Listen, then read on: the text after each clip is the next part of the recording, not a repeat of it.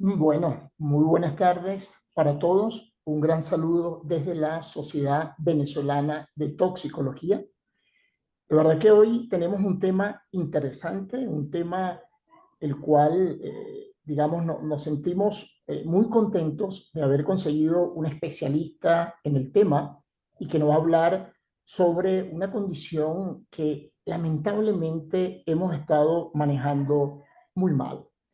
De manera personal, quiero decirles que para mí Twitter, que me cuesta llamarlo X, ha sido algo muy valioso, ¿no? He tenido la oportunidad de conocer a muchos profesionales del área de la salud y expertos en diferentes áreas. Y así conocí al doctor Héctor.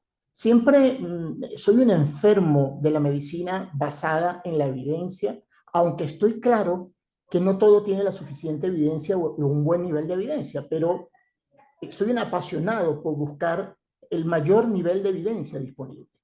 Y durante la COVID-19 me pasó con la COVID, pero luego quedé viendo los niveles de evidencia de otros problemas que ocurren en nuestros países. Y así fue como conseguí al doctor Héctor, buscando un poco sobre autismo y empecé a seguirlo y los invito a que lo sigan. Y cada vez que hablaba algo basado con un buen nivel de evidencia, yo decía, este es el hombre que hay que buscar para que la sociedad lo invite y podamos tener una buena conversatorio con él. Así que me complace para la sociedad, es un privilegio contar con el doctor Héctor Gómez Barrera, quien junto con su equipo viene trabajando en el autismo fundamentado en el mayor nivel de evidencia científica disponible. Lo que estoy seguro que nos va a ayudar a romper los paradigmas en el autismo, desafiando lo que creemos que sabemos y abriendo nuevas ideas de compromiso y de apoyo. El doctor Héctor Gámez Barrera tiene una licenciatura en medicina en la Universidad del Valle de México, en el campus de Saltillo, con una especialidad en psiquiatría en el Instituto Nacional Psiquiátrico Ramón de la Fuente Muñiz, en la Ciudad de México. Tiene una especialidad en psiquiatría infantil y de la adolescencia en el Hospital Psiquiátrico Infantil Dr. Juan Navarro. Esta especialidad se conoce como paidopsiquiatra, que es un médico con formación especializada en medicina, psicología infantil y desarrollo emocional. Tiene un máster en neuropsicología clínica en la Universidad Internacional de Valencia y es profesor adjunto del diplomado en neuropsiquiatría infantil de la Universidad de La Salle en la Ciudad de México. Y lo pueden conseguir en las redes sociales como @elpaido. Doctor Héctor, bienvenido. De nuevo, gracias por la invitación y por favor, ayúdenos a romper los paradigmas en el autismo.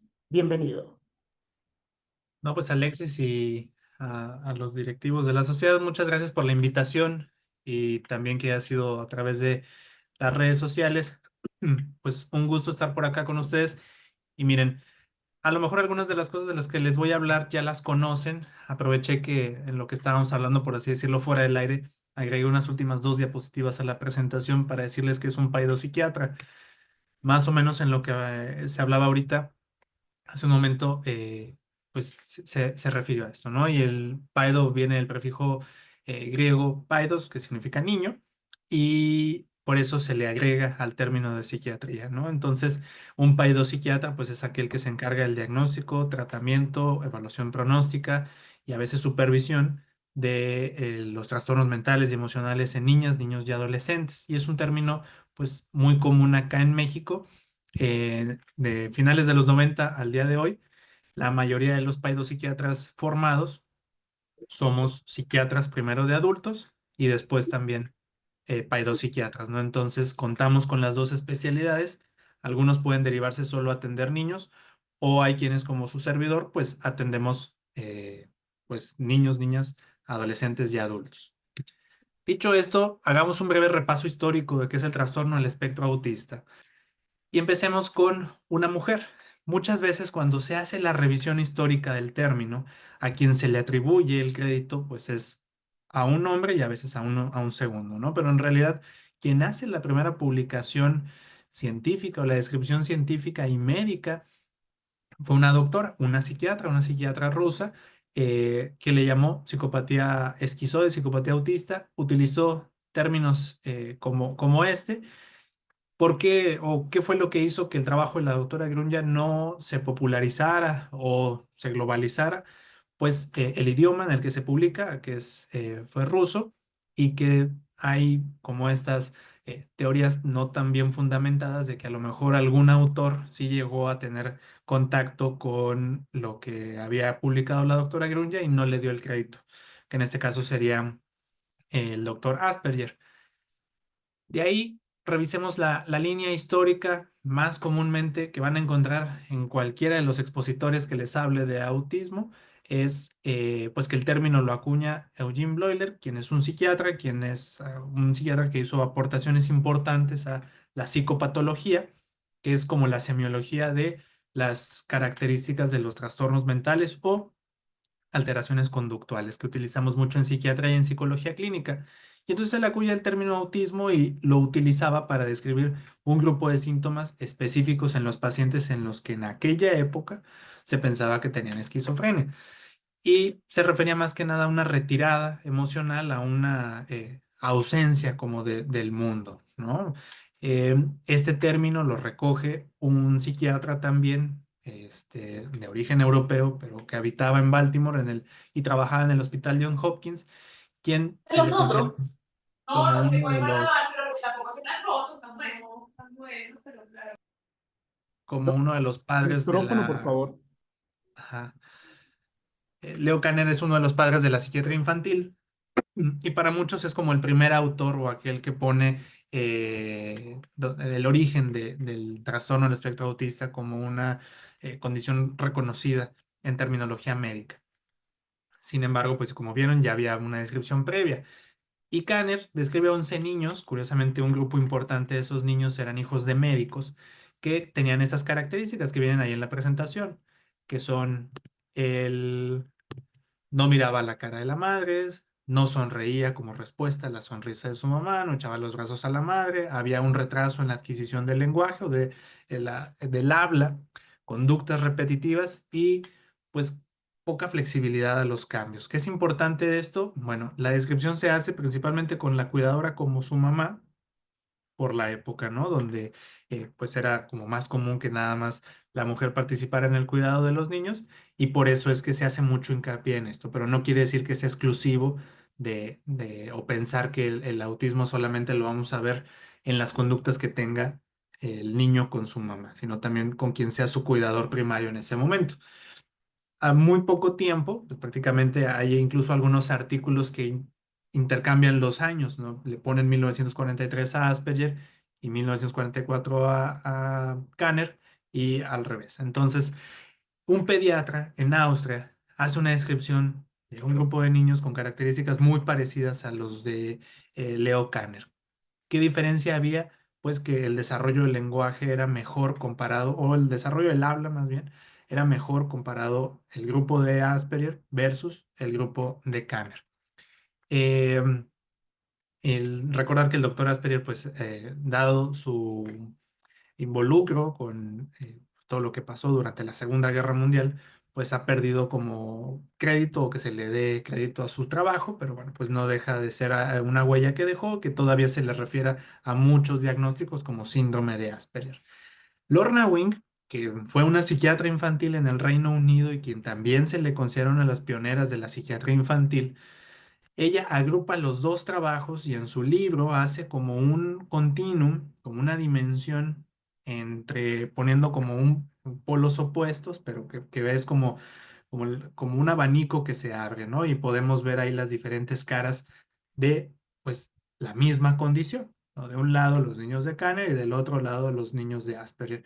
Y ahí, pues ya se propone lo que puede ser un espectro sindromático. Estamos viendo es 1981, es decir, esto no llegó con los 2000, sino ya se había propuesto, ya había sido a través de algunos trabajos. Y después tenemos pues, una revisión así general de lo que fue el diagnóstico como tal en uno de los manuales que pues ha popularizado el diagnóstico, ¿no? Que es el Manual Diagnóstico y Estadístico de los Trastornos Mentales de la Asociación Americana de Psiquiatría, que lo fue configurando a través del tiempo, donde en un principio pues era muy específico a que tenía que ser una etapa del desarrollo pues, muy primitiva, y luego lo fue ampliando, reconociendo que pues podía tener más características, incluso para el DSM-4, que es quien se encarga de ser como la literatura junto con la Clasificación Internacional de las Enfermedades en su 10ª edición, de popularizar esto de autismo infantil versus síndrome de Asperger. Cabe mencionar que si ustedes ven los años, pues ya estaba el trabajo de Lorna Wing, pero no necesariamente llegó al texto tanto del manual de la psiquiátrico como del manual de la OMS. Pero bueno, pues ahí estaba, y se reconocían también algunos otros diagnósticos que se les llamaban trastornos generalizados del desarrollo, y vaya, como que se categorizaba de diferente forma y según ciertas características, había como mayor rigidez. Y entonces llega el DSM-5. Aquí vamos a hacer una pausa del repaso histórico para eh, revisar un poco, bueno, y a todo esto, ¿a qué nos referimos con trastorno al espectro autista? El neurodesarrollo se refiere a el desarrollo que sucede tanto con estimulación como de forma espontánea, motor, cognitivo, de comunicación y emocional. Hay quien menciona el social, pero el social es resultado de los otros cuatro, ¿no? Entonces, no quiere decir vaya, es como, pues sí es una consecuencia más bien, pero no hay como un sistema nervioso social necesariamente, sino es un conjunto de todo lo que da el resultado en las relaciones interpersonales y todo esto. Entonces este desarrollo pues va a ser diferente al grueso de la población, y ahí es donde caen la mayoría de los trastornos del neurodesarrollo, entre ellos el trastorno del espectro autista, el cual imagínenselo como si fuera un techo y se asienta sobre dos columnas importantes. Eh, en una de esas columnas se pudiera dividir en dos también, pudieran ser tres, ¿no? Una de ellas es alteraciones en la comunicación social, tanto para iniciar, mantener, comprender, atribuir estados al otro y a sí mismo, lo que pues va dificultando. Por ende, pues es un resultado de las esferas que les decía que son atribuibles al neurodesarrollo. Y la otra son intereses restringidos, sobre todo de tipo que no son necesariamente o no tienen una utilidad social, conductas repetitivas y alteraciones sensoriales. Estas alteraciones sensoriales podrían ser como esa otra columna en la que se asienta el techo. Si alguna de estas columnas falta, pues el techo se puede caer, ¿no? Y entonces ya no pensaríamos en un diagnóstico o en estructuraríamos un trastorno al espectro autista. ¿Qué característica tiene el trastorno del espectro autista? Pues una alta heterogeneidad, es decir, tenemos un abanico amplio donde vamos a ver diferentes caras y todos se atribuirían como a la misma raíz, en donde podemos pasar desde alguien con discapacidad intelectual o alteraciones importantes en todo lo que involucra la inteligencia social, conceptual y cognitiva, hasta alguien que puede tener algún funcionamiento, no necesariamente este mal llamado alta capacidad, sino algún funcionamiento cognitivo, más bien alguna función cognitiva por encima del promedio, aunado a todas las demás fallas que puede haber dentro del trastorno del espectro autista. Por otro lado, en este mismo concepto, aunque es muy heterogéneo, muy amplio, un abanico, una ventana amplia, hay quien se ha dedicado a estudiarlo y a trabajar con él. Un ejemplo es el equipo del doctor Motron, que está en Canadá, o Motron más bien, y nos habla de que hay casos prototípicos, es decir, aquel en el que sí o sí es trastorno del espectro autista y encaja perfectamente en las características que ya mencionábamos, los dos dominios. Y existen estos casos heterogéneos donde tienen algunas características que se parecen, pero que no necesariamente cumplen con un trastorno del espectro autista. Importante aquí, el equipo del doctor Motron pues nos habla de que no hay biomarcadores y no hay rasgos autistas. Es decir, esa es una característica, pero no tenemos que verla como exclusiva de un síndrome atribuible al trastorno del espectro autista, sino como algo que puede, por ejemplo, no sé, podemos tener alteraciones sensoriales, pero estas alteraciones sensoriales no necesariamente pasan en el trastorno del espectro autista, se pueden ver en otras cuestiones, alteraciones en la comprensión del lenguaje y no necesariamente siempre van a ser del rango del autismo, por lo tanto, pues desecha esto de decirlo solo como rasgos autistas. Y este es el concepto al final. Y entonces llega el DSM-5 y regresamos a nuestra línea del tiempo. El DSM-5 llega en 2003, se publica tanto en inglés como en otros idiomas y es ahí donde aparece ya el trastorno del espectro autista con ese término, ¿no? Elimina algunos diagnósticos, engloba, ya no hay síndrome de Asperger y autismo infantil, sino todo queda en una sola clasificación. Si ustedes revisan conferencias de psiquiatras que nos empezaban ya a hablar de cómo se estructuró este diagnóstico, te hablan que incluso hubo no solo la influencia de los hallazgos o de la evidencia científica, como lo vimos en la línea del tiempo, sino que incluso había cuestiones hasta económicas, legales, donde ponían en duda la capacidad diagnóstica porque decían, bueno, ¿por qué de una costa de Estados Unidos alguien puede tener el diagnóstico de autismo, se muda, ya estuvo en tratamiento, llega a otro punto de Estados Unidos y ya no tiene autismo, ahora es síndrome de Asperger o viceversa? Entonces, si no hay buena estabilidad diagnóstica, pues se ponía en duda esto, ¿no? No es lo único, ni es lo único que fundamentó modificar el diagnóstico. Hubo una serie de cuestiones que se tomaron en cuenta. Quien lideró la mesa de trabajo del DSM-5 para el trastorno del espectro autista fue una doctora en psicología.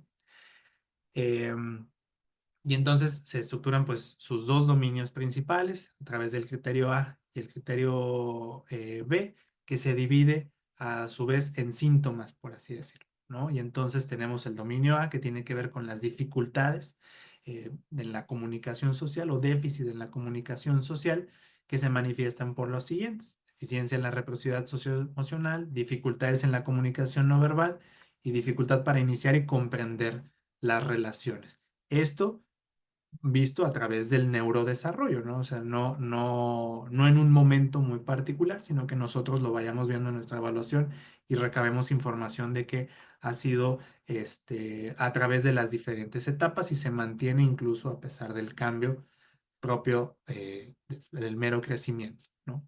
Y después tenemos el criterio de intereses, conductas, actividades repetitivas y también manifestaciones sensoriales que pueden ser diferentes síntomas. Aquí al menos el manual diagnóstico nos pide dos.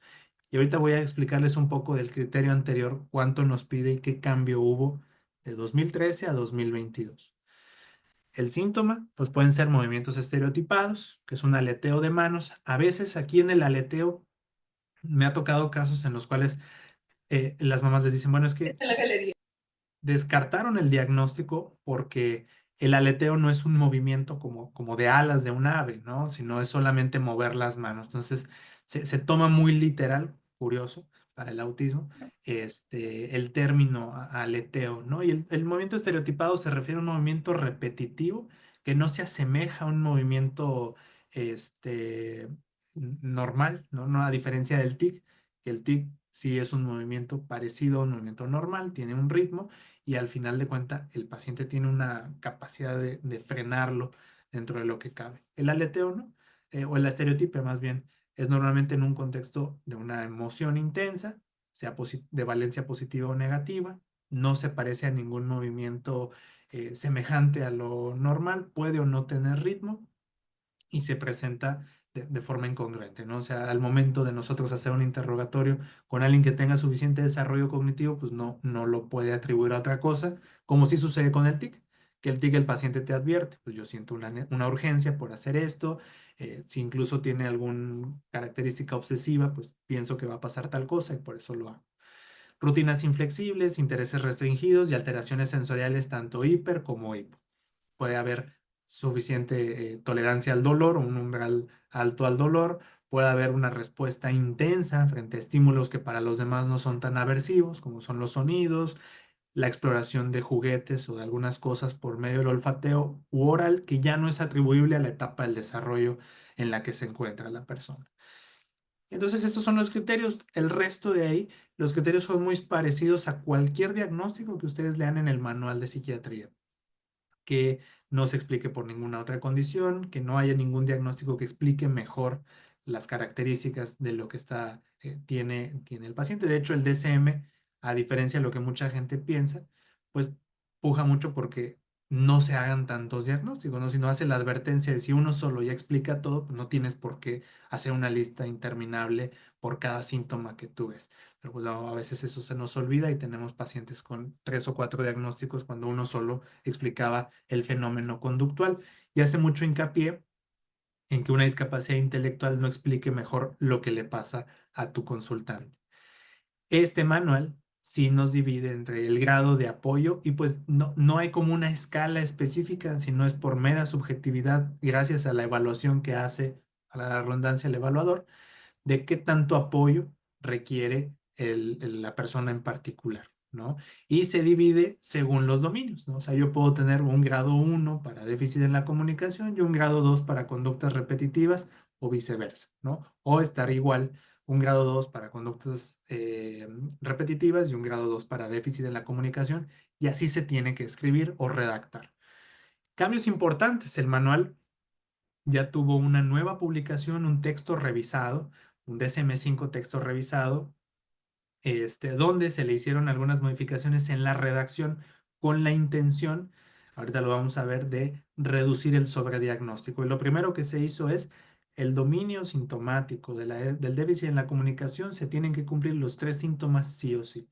Es decir, si el paciente por momentos sí puede atribuir, si tiene cierta reciprocidad social y solamente tiene alteraciones en cómo habla, en el tono que tiene, no entiende algunas cosas, pero otras sí se modifica fácilmente con alguna intervención, pues a lo mejor no es un trastorno del espectro autista. Esto, digo, ya ustedes incluso pueden encontrar en internet la cantidad de información que llegaba acerca de que ampliar el diagnóstico aumentó la sensibilidad y entonces había casos en los cuales fácilmente cumplían con el trastorno del espectro autista. Se amplió el concepto para cuestiones comórbidas, sobre todo porque a veces, y más tomando en cuenta en Estados Unidos esta cuestión muy rígida de cómo lo vamos a registrar, la parte de, bueno, ¿qué tal si tiene algunas cuestiones que no cumplen para ningún diagnóstico, algún otro trastorno, son relevantes para el caso en particular? Yo lo quiero dejar ahí plasmado, pero no es ningún trastorno, ¿no? Entonces yo puedo especificar que tiene alteraciones alimentarias que no cumplen un trastorno de la conducta alimentaria, ni tampoco son atribuibles a lo mejor al trastorno del espectro autista, entre otras cosas.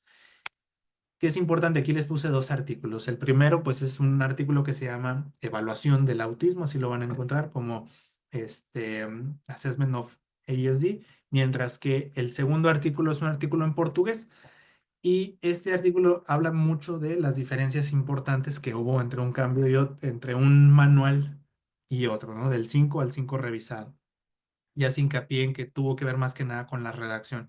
Y con eso, pues ya tendría que modificarse. Obviamente estos cambios pues tardan mucho tiempo en repercutir entre lo que ya aprendimos a usar unos criterios y luego nos llega solo un cambio y nos hacen la advertencia de, pues no tienes que considerarlo, tienes que ser más específico, no tan sensible. Ahora, existen 2 grandes clasificaciones y con esto no quiero decir que sean las únicas. Nosotros podemos encontrar otras clasificaciones que a lo mejor se utilizan en alguna parte del mundo o que incluso publicó alguna sociedad médica, no necesariamente de psiquiatría, donde amplían a lo mejor los criterios, son más específicos, etcétera. Pero ¿qué pasa? El DSM-5 y la CIE-11 son los que más van a aparecer en toda la literatura y sobre todo literatura en inglés, ¿no? Que pues nos guste o no, es la que más hay de literatura científica.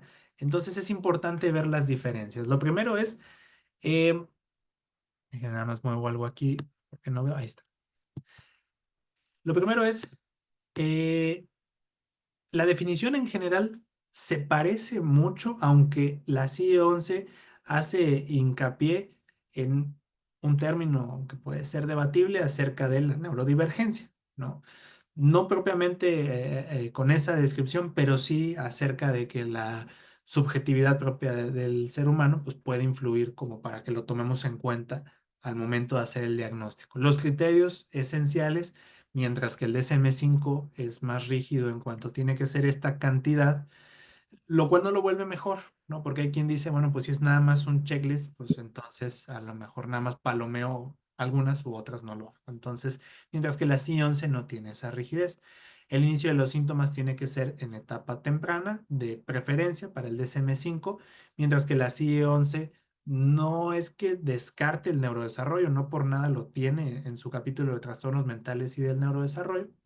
Sin embargo, pues esta parte del reconocimiento en la etapa adulta, ¿no? No sin tanto hincapié en, bueno, tienes que trazar una línea en la cual nosotros veamos que viene desde el neurodesarrollo, porque a lo mejor había un buen funcionamiento y por eso es que no se detectó. Manifestaciones sensoriales pueden ser, o sea, pueden estar presentes o no, o sea, no es como que en el DSM-5 si la parte sensorial no la puntuamos o no la calificamos o no la encontramos en nuestro paciente, lo vamos a descartar, mientras que la CI-11 si te hace hincapié en esto, difícilmente encontraríamos a alguien que hacemos el diagnóstico y no cumpla con este criterio. El diagnóstico retrospectivo pues es aceptado, les digo, pero no es tanto en el caso de la CI-11 como, vaya, nos hace hincapié en que puede ser un inicio, entre comillas, claro durante la etapa adulta, sobre todo porque puede ser que tengamos sesgo en la información del neurodesarrollo. Existencia de un trastorno de la comunicación social por separado, es decir, no cumplimos con el dominio de conductas repetitivas, pero sí tenemos alteraciones en la pragmática del lenguaje que son significativas y parecen por momentos, pero no cumplen con un trastorno del espectro autista. La CI-11 no reconoce este diagnóstico, mientras que el DSM-5 sí lo tiene desde su versión del 2013 y actualmente también. Cae en mucho debate porque dicen, bueno, lo más probable es que sí tienes un trastorno al espectro autista, pero en la evaluación pues no lo han podido concluir, pero está también este diagnóstico. La verdad es que a mí no me ha tocado ver a alguien que propiamente tenga esto. A lo mejor tiene alguna característica de no abstraer ciertos mensajes, pero no cumple por completo con el diagnóstico de trastorno de la comunicación social. Em, el modelo conceptual, mientras que el DSM-5 lo hace más hacia una alteración en el neurodesarrollo, la CI-11 más como integrador, entre comillas, aunque no es que el DSM-5 lo rechace. Dificultad en cuanto a la investigación, pues acorde a lo que viene en este artículo, en los dos, perdón, tanto uno que vamos a evaluar un poco más adelante, como el de evaluación psiquiátrica, pues que es moderado el del DSM-5 comparado con la CI-11, sobre todo por la rigidez y la categorización, ¿no? Y en un enfoque sobre la neurodiversidad se reconoce más en la CI-11 y el DSM-5 lo ve más como una cuestión clínica y no tanto de pues la neurodivergencia, ¿no? Ahora, hay un artículo que es este en particular, que hace una crítica a los dos modelos y hace una comparativa donde pone que prácticamente la CIE-11 al ser un abanico más amplio y por lo tanto podríamos decir más incluyente, puede tener como resultado diluir el diagnóstico, ¿no? Y entonces, pues sería más fácil que entraran cuestiones que propiamente no son trastorno del espectro autista, pero pues que así se clasifiquen con todo lo que eso implica, ¿no? Tomando en cuenta, y lo veremos también más adelante, los tipos de tratamientos que se necesitan, pues requieren personal capacitado y entrenado y no es tan fácil acceder a ellos. Por otro lado, tampoco es que el artículo concluya que necesariamente requerimos un sistema tan rígido y restrictivo, porque pues a lo mejor también provocaríamos aquellos casos en los cuales no lo diagnosticamos y pues se nos pasó justo por esta rigidez. La epidemiología. Ya tenemos como este concepto, al menos lo que les decía, los dos dominios sintomáticos, principalmente el déficit en la comunicación y las alteraciones en las conductas repetitivas, estereotipadas y sensoriales. No quiere decir que todos los demás síntomas como resultado de estos dos dominios, alteraciones en el sueño, alteraciones conductuales en la cuestión de la regulación emocional, que se puede poner en estos especificadores subclínicos, no se reconozcan, pero serían a consecuencia de estos dos primeros, ¿no? Epidemiología. Sobre la epidemiología del TEA, hay un artículo que se los pongo ahí en la referencia, que se publicó en 2023, que agrupa lo que ya venía de una revisión que se hizo en Nature en 2020 y agrega algunas cosas. Pues en general es un trastorno que no rebasa el 1%. Obviamente, cuando esto se publica, no falta quien en redes sociales o en algunas cuestiones de divulgación, pues critica que lo estamos viendo demasiado, ¿no? Aunque eso es muy subjetivo porque no sabemos entre lo que se ve, lo que yo percibo, y yo creo que es más a lo que es real, pues qué tanto es esto, ¿no? Pero es el 1%, pareciera que no es tanto, sin embargo, pues a lo mejor a poblaciones muy particulares, como lo veíamos nosotros allá en Ciudad de México, que un solo lugar concentra, o sea, una demarcación territorial concentra mucha población, pues 1% sí es importante, con dificultades en el acceso a recursos. En Estados Unidos se tiene la estimación de que 1 en 36 niños de 8 años tiene trastorno del espectro autista. Hay una tendencia creciente que se explica ya sea por un mejor reconocimiento clínico gracias a que pues tenemos este tipo de clases, compartimos cosas, hacemos también intercambio entre especialidades que convergemos en la evaluación, como los neurólogos, los psiquiatras, neuropsicólogos, etcétera, y un cambio en los criterios, que el cambio en los criterios, pues, insisto, es debatible qué tanto nos ayudó o qué tanto está perjudicando el reconocimiento y de verdad que sea certero de un trastorno del espectro autista. Y obviamente un incremento en la concientización social, sea buena o mala, pero pues tenemos cada vez más personas que piensan en esto y lo reconocen, no tanto como antes de evaluar incluso el diagnóstico o tener una imagen muy rígida de lo que es alguien con autismo. Hombres versus mujeres, todos los artículos van a coincidir en que la frecuencia reportada, no necesariamente real, pero reportada, es mayor en hombres, que eso es lo común en casi todos los trastornos del neurodesarrollo. Incluso van a encontrar ustedes literatura que considera eso como un criterio para clasificar un trastorno del neurodesarrollo, ¿no? Predominancia en población masculina.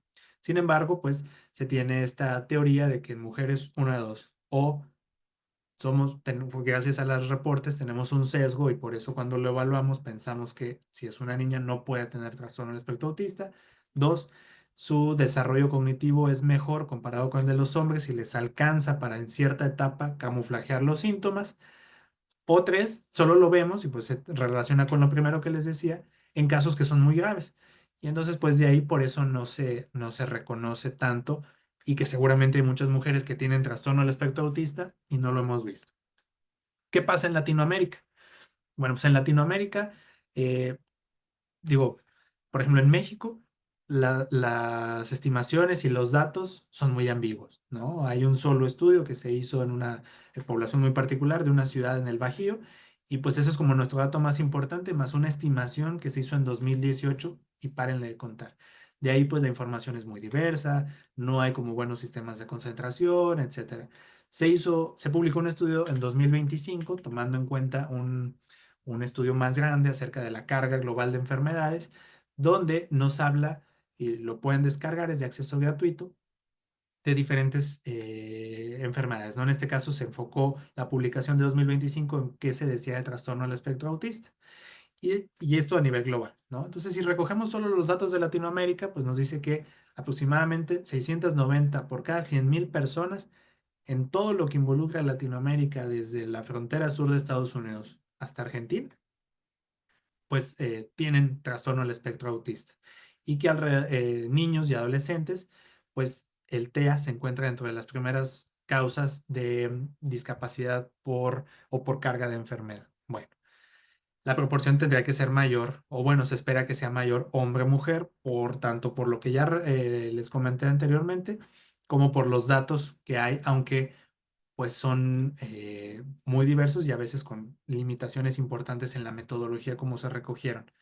¿Y cómo se explica? Pues poca disponibilidad de datos hace que entre ellos, por ejemplo, ¿quién contribuye a que no tengamos un mapa latinoamericano del TEA? Entre ellos, un país como México.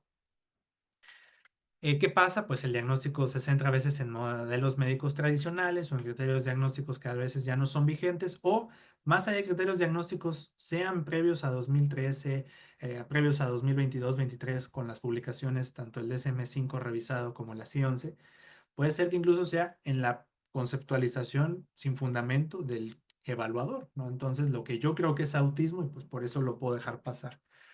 Hay poco acceso a tamizajes tempranos, tomando en cuenta que un tamizaje no es un diagnóstico, pero al menos nos puede servir como referencia.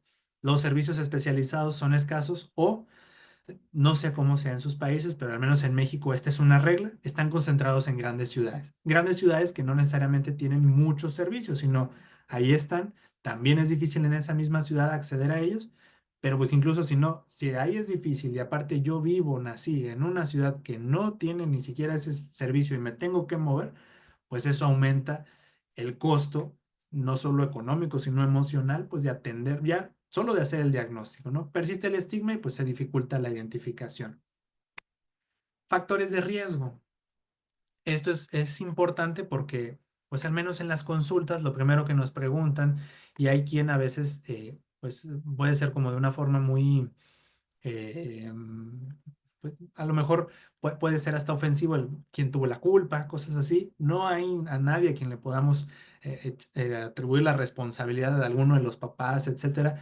Todo esto se basa en estudios poblacionales y bueno, pues así son los datos, ¿no? Es uno de los trastornos con mayor heredabilidad, es decir, el fenotipo, lo que determinan los genes, se atribuye a que es un 90% en un grupo poblacional, es decir, no nos explica a un solo individuo, pero sí nos permite que nosotros al momento de explicarle a alguien las posibles causas de un trastorno del espectro autista, pues es que hay una influencia genética importante y también una herencia. Es decir, se ha visto que pues esto va brincando generación con generación. Hay una concordancia importante tanto en gemelos monocigotos como en gemelos dicigotos.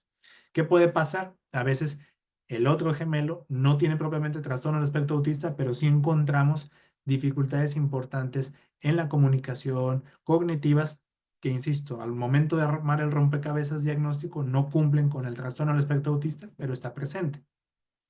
Se deduce que lo que se hereda en el autismo son más los déficits cognitivos y de conducta social, no tanto las conductas repetitivas. Por otro lado, sí encontramos como estos casos en los cuales el familiar no cumple con trastorno espectro autista, pero tiene eh, intereses o cuestiones muy particulares que a lo mejor no afectan su interacción social, pero pues ahí están, ¿no? Cromosomas implicados pueden ser tanto estos que les pongo gracias a esta publicación, como algunos otros, pero no hay una lista específica. Estos son los genes que se tienen que ver con el trastorno del espectro autista. Eso no quita que no podamos incluir en el equipo a un genetista. De hecho, nos ayuda mucho para descartar aquellos casos que tienen lo que se llama un autismo sindrómico, es decir, donde ya se reconoció que un gen en particular provoca un síndrome al cual ya tiene un nombre y que su fenotipo es parecido al del trastorno del espectro autista y por lo tanto ya no sería trastorno del espectro autista y nos sirve para determinar pronóstico,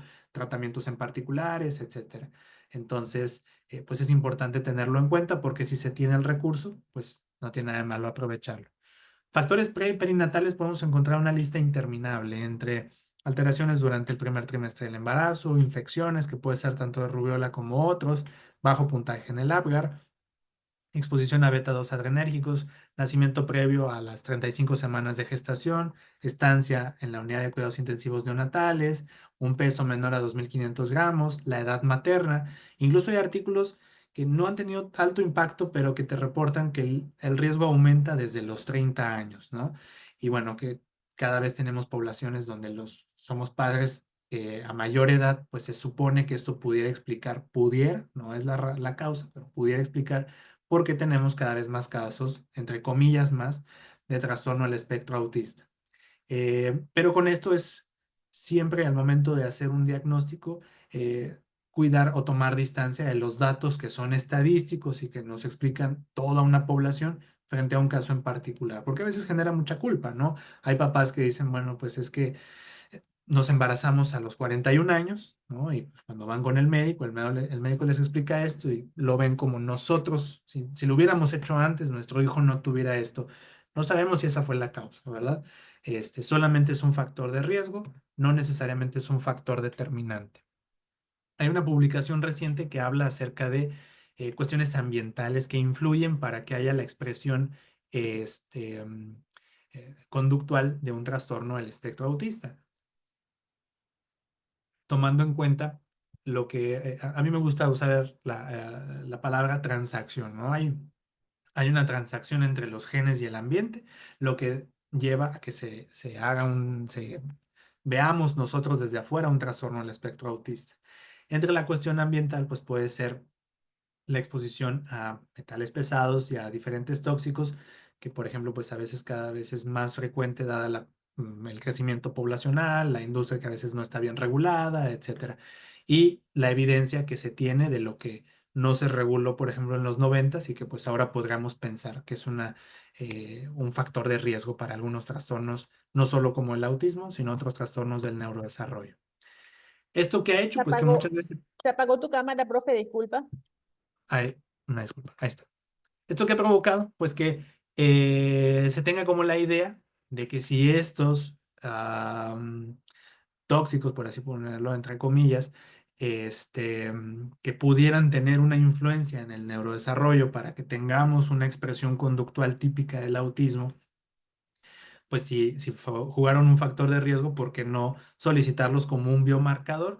Y bueno, no hay ninguna evidencia sólida que respalde que nosotros tengamos que hacer un estudio dirigido a medir algún metal pesado, ¿no? Entonces, esto no tendría sentido. Tiene sentido pensarlo como, no sé, para cuestiones de salud pública, cuestiones de epidemiología, cuestiones en las que estén evaluando alguna población en particular y tal vez hagan una correlación entre la exposición de los metales frente a la frecuencia de trastorno del espectro autista en una población determinada, pero no por eso se tienen que medir, salvo que sea para una cuestión de investigación. En un contexto clínico sería un gasto innecesario.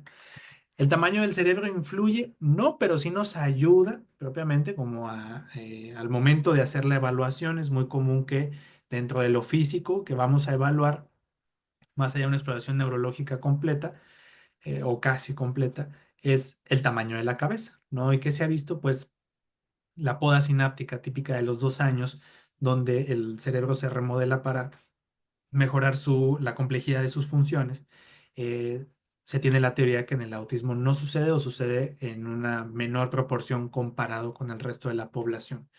Y entonces podemos tener una megalencefalia, un aumento del volumen cerebral comparado con pares, y que al momento de que yo mido, pues lo que encuentro es una macrocefalia, ¿no? Entonces nos toca ir revisar, percentilarlo, como se hace la percentilación, por ejemplo, para talla y peso en pediatría, y nos puede servir como un hallazgo físico. No explica el 100% de los casos, pero sí es muy frecuente y que después tiende a involucionar, ¿no? Incluso a veces es como pregunta de examen para las especialidades que vemos neurodesarrollo, ¿qué sería el tanto que vamos a encontrar en aumento de volumen? Que sería el volumen cerebral total, versus que vamos a encontrar un vermis disminuido de tamaño comparado con pares.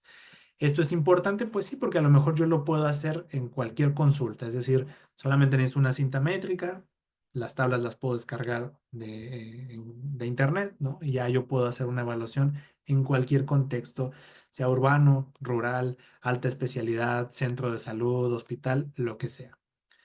El aspecto clínico que va a tener el trastorno del espectro autista.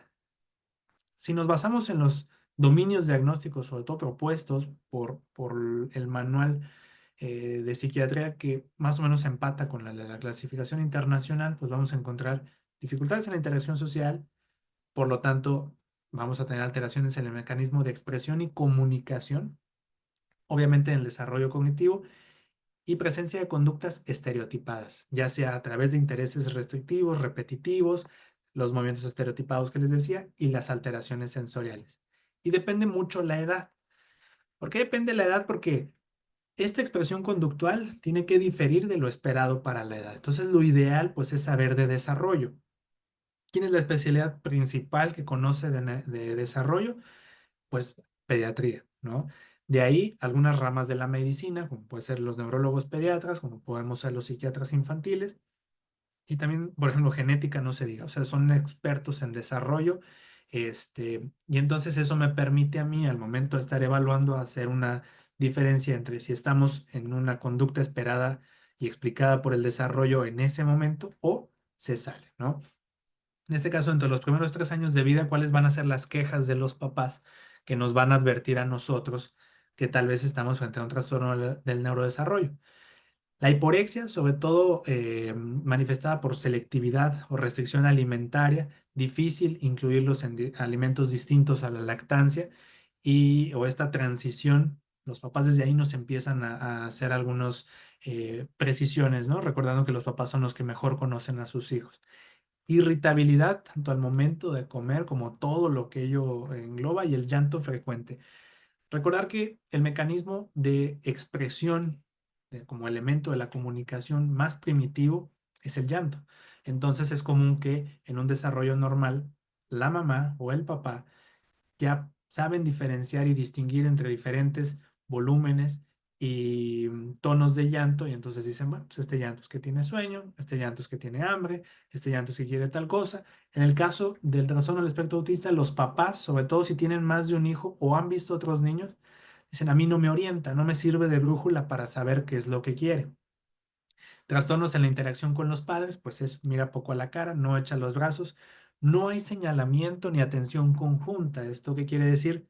Contacto visual con mi interlocutor, lo cual atrae la atención y le da a entender que le quiero comunicar algo, y el señalamiento dirigido a algún objeto o a algo que yo quiera utilizar en esta interacción. ¿Qué es importante de esto? Muchas veces hay quien descarta pensar en un trastorno del espectro autista porque tiene un habla adecuada, con un vocabulario a veces más amplio comparado con sus pares.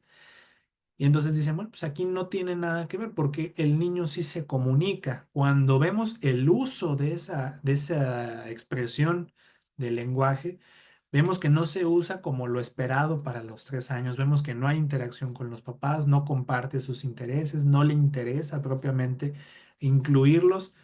Y a veces hay quien no nos puede hablar de esto, o automáticamente los papás se escudan en no interactuar con otros niños. Lo importante que hay que saber es, la interacción es con cualquier ser humano.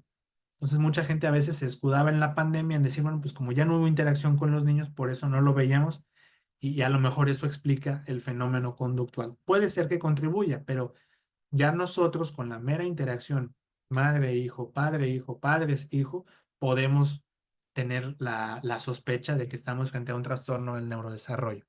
En una etapa más cercana a la preescolar escolar, ya empezamos a ver alteraciones, sobre todo, eh, aunque está descrito, se publicó hace poco un artículo sobre alteraciones motoras que a veces no hacían pensar en trastorno del espectro autista, pero luego se encontró una correlación positiva. Vemos más que nada las alteraciones motoras y alteraciones entre comillas, sino que no se utiliza la motricidad para comunicarse. Ya pasaba desde antes, desde el momento en que no se mantiene el contacto visual por 3 segundos o más. La preferencia por objetos frente a personas es más evidente, y aquí vuelvo a lo mismo. Hay quien a veces justifica lo anterior. Dice, bueno, es que esto tiene sentido porque pues convivimos entre puros adultos, como si naciéramos pensando que lo que nos vamos a encontrar en nuestros primeros años de vida es a un niño, ¿no? Pero ya entre los 4 a 6 años, que ya empieza a haber interacción a veces con pares, o hay quien apenas lo empieza a exponer a su hijo con otros niños, pues lo empieza a notar más. No obedece órdenes y parece que no escucha. Aquí lo más importante es que nosotros tenemos que tener claro que la audición está íntegra. Hay hiperactividad, inquietud, no hay noción del peligro, no se parece a la anticipación del peligro más bien la no anticipación del peligro como la impulsividad del TDAH, sino acá es justo como no hay una buena comprensión de las cosas, pues se pueden hacer algunas cuestiones donde el papá pone un límite y no se respeta. El lenguaje puede ser muy peculiar, como lo vemos en los que antes se clasificaban como síndrome de Asperger, o puede estar ausente, como en aquellos casos que requieren más apoyo, como un grado 3, ¿no? En el DSM, un grado 2 a 3. Anomalías posturales, pues puede ser estos movimientos estereotipados, caminar de puntas, sin alteraciones musculares ni de tejidos blandos que justifiquen ese caminar de puntas. El aleteo, la expresión de las emociones a través del cuerpo, pues todavía muy típico como de antes de los 3 años. Es decir, movimientos estereotipados son normales dentro del desarrollo. Tendencia a oler objetos o chuparlos, esta parte de la exploración oral y olfatoria, muy parecida a etapas previas, cuando ya no tendrá por qué estar presente. Y las relaciones emocionales, pues pueden ser ya no muy típicas del desarrollo. Aquí todavía puede confundir esto porque a lo mejor puedo encontrar otros niños con un desarrollo típico que más o menos se parecen, no hacen un espejo a lo que tiene un niño con sospecha de autismo y puede ser que nos confunda, sobre todo si todo lo demás tiene un buen funcionamiento. En la edad escolar, pues va a ser más evidente, sobre todo aquellos grados que requieran mucho apoyo, déficit cognitivos importantes, se van a manifestar al momento del aprendizaje. Aquellos casos que no fueron, que se hizo el diagnóstico, no se hizo, pues intenso atraso en el desarrollo, sobre todo el lenguaje. La interacción social puede ser muy rígida. En aquellos casos que tienen un buen funcionamiento, pues a lo mejor van a ser estos pacientes que ordenan a sus compañeros, ¿no? Les marcan las reglas, son muy francos en su lenguaje, lo cual a veces no genera tanto problema en esta etapa, ¿no? Pueden ser imprudentes socialmente sin necesariamente tener la malicia de lo que está causando el comentario que hice. La resistencia al cambio o cierta rigidez, poca tolerancia a eso, ¿no? Ser muy estrictos en la ropa que van a vestir, ser muy estrictos en el orden, eso a veces puede ser síntoma o causa de ansiedad, sobre todo para las cuestiones escolares o incluso del ambiente familiar. Lo que pasa en la adolescencia puede ser un reflejo de lo que ya va a venir en la etapa adulta, sobre todo aquellos casos que no se hizo el diagnóstico, parecía un muy buen niño, muy apegado a las reglas, muy rígido, solamente hace comentarios que a lo mejor a veces lo meten en problemas por la cuestión social o no entender la pragmática del lenguaje, pero nada más, ¿no? ¿Qué pasa en la etapa de la adolescencia? Sus pares van a tener un desarrollo cognitivo donde su sistema de pensamiento pues va a ser más abstracto, ¿no? Y entonces su comunicación va a ser más metafórica, en doble sentido, con una interpretación emocional o mentalización, por así decirlo, de mejor calidad comparado con etapas previas, mientras que en estos casos no va a suceder. Entonces la atribución de un estado mental al otro puede fallar y aquí empezamos a notar, por ejemplo, consultantes que a veces cuando nos describen no se dieron cuenta que a lo mejor alguien les decía que les gustaba, alguien los estaba invitando, les estaban haciendo hincapié en que ya no era bueno su discurso, ya estaba como cayendo mal y ellos no lo entendieron. ¿Qué es importante aquí? Porque a veces cuando lo explicamos hay quien dice, ah, todo eso me pasó a mí en la adolescencia, tal vez tengo autismo, tiempo. En el caso de un adolescente regular dentro de un desarrollo típico, lo esperado es que empiece a haber un aprendizaje por medio del reforzamiento de qué conductas sí implementar y cuáles no. Mientras que en el caso del trastorno del espectro autista, esto persiste y a pesar del refuerzo y a pesar, esto puede seguir o sigue pasando, ¿no? Aquí muy brevemente les puse todavía esta diapositiva, sobre todo ¿por qué? Porque sí podemos todavía encontrar publicaciones sobre síndrome de Asperger, ¿no? Incluso sigue habiendo un Día Internacional del Asperger, sigue habiendo ponentes importantes que hablan del síndrome de Asperger y hay quien a veces es muy rígido y dice, pues si ya no está en los manuales quiere decir que no existe. Sin embargo, pues es importante tenerlo para que cuando alguien exponga esto, pues yo lo pueda entender a qué se refiere. ¿Qué es lo que se describía en general o que era común en el síndrome de Asperger? La precocidad verbal en los pacientes, esto verbal sin necesariamente un sentido de comunicación, ¿no? Entonces, por eso los papás puede ser que no lo detecten o lo vean como una habilidad superior. Gran dificultad para la comunicación social a pesar de tener este lenguaje o este vocabulario amplio. Ahí hay un error de dedos, aislamiento, torpeza motriz, como lo llaman los pediatras, gruesa y fina, dificultad para percibir el estado emocional del interlocutor y tendencia a hablar de forma incontenible sobre temas que solo a ellos les interesa. Esto encaja perfectamente en la descripción actual de un trastorno del espectro autista. Sin embargo, antes se hacía la diferencia y por eso es que todavía podemos encontrar este tipo de publicaciones. Hay quien dice que la eliminación lo único que hizo fue que no se estudiara más a un subgrupo de personas que tuvieran estas características y por lo tanto a lo mejor se les prive de una intervención más específica. El diagnóstico. Lo primero pues es tener señales de alerta, ¿no? O sea, ¿qué me orienta a mí a pensar que a lo mejor alguien tiene trastorno del espectro autista? Generalmente el diagnóstico se hace a los 2 años, se puede hacer un poco antes, obviamente cuando tenemos muchas características que apunten para allá.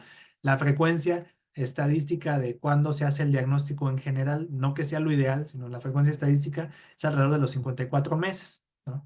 Entonces se busca que si hacemos un diagnóstico más temprano, todo esto que vimos en la evolución clínica, pues no se vea, ¿no? Sino que gracias a las intervenciones podamos cambiar la trayectoria de las conductas implementadas por una persona en particular y que le ayuden a desenvolverse mejor en el contexto en el que se desarrolla.